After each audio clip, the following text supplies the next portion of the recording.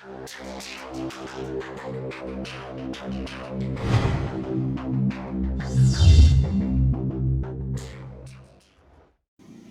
привет! Сегодня посмотрим возможности использования методов взаимного спектрального анализа, а именно посмотрим, как просто и удобно снять амплитудно-частотную характеристику вибропреобразователя на поверочной виброустановке.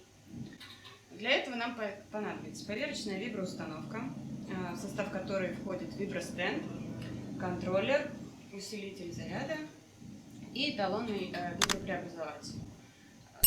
Также будем смотреть, понадобится нам сам вибропреобразователь, амплитудно-частотную характеристику, которую мы будем снимать, и программное обеспечение ZLab, а именно взаимный узкополосный спектральный анализ.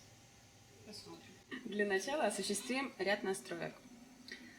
Для этого в главной панели программного обеспечения ZLab запустим во вкладке «Сервисные программы» диспетчер устройств, она у нас уже открыта.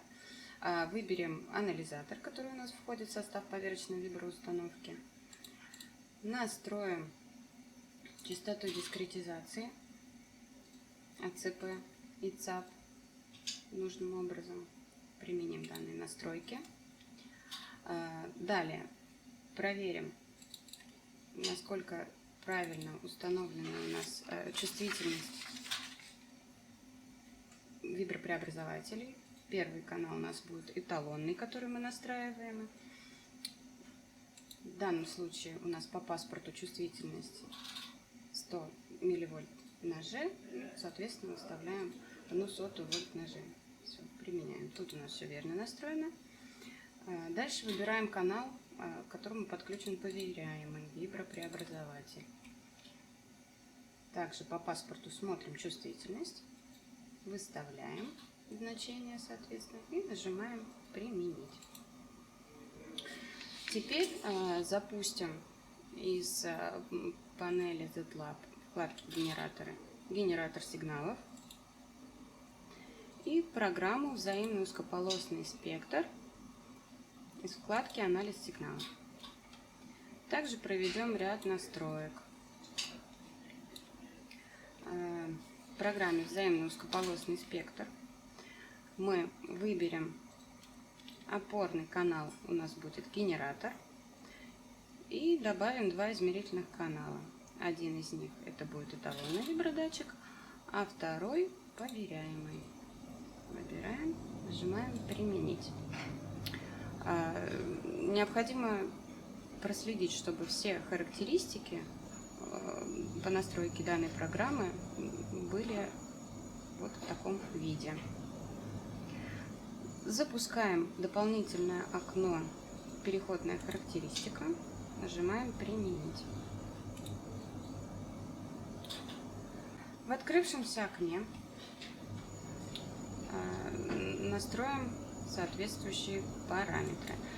Переходную характеристику будем смотреть по статистической оценке частотного отклика системы между двумя выходными сигналами HC.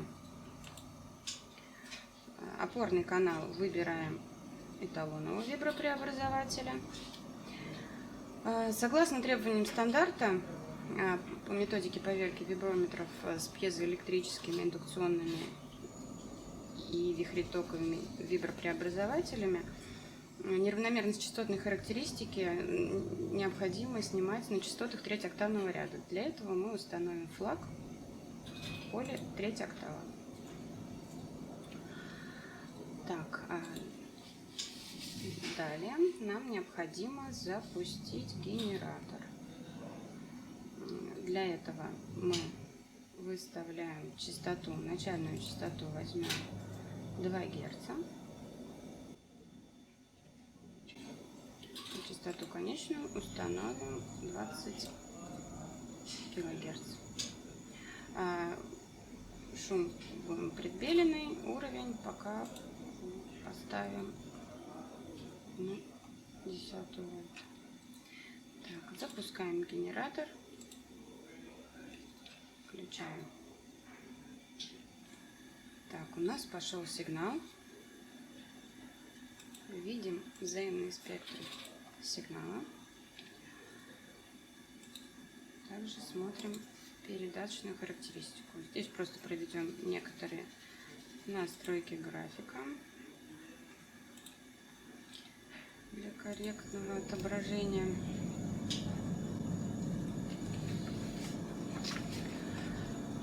Также по рекомендациям стандарта методики поверки вибропреобразователей требуется подавать уровень, равный 1G. Поэтому будем следить и подгонять требуемое значение. Пока у нас эталонный вибропреобразователь показывает позже. Соответственно, будем увеличивать уровень генератора и смотреть, насколько у нас идут значения вверх. Подгоняем под уровень 1G.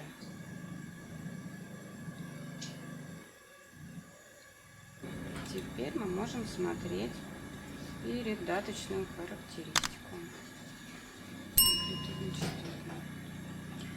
Так, для этого мы запустим еще раз замескровый инспектор и будем смотреть по переходной характеристике, амплитудно-частотную характеристику нашего вибропреобразователя. Подождем некоторое время для накопления данных. И запишем полученный график в зависимости от коэффициента преобразователя проверяемого датчика от частоты. Нажав кнопку «Записать».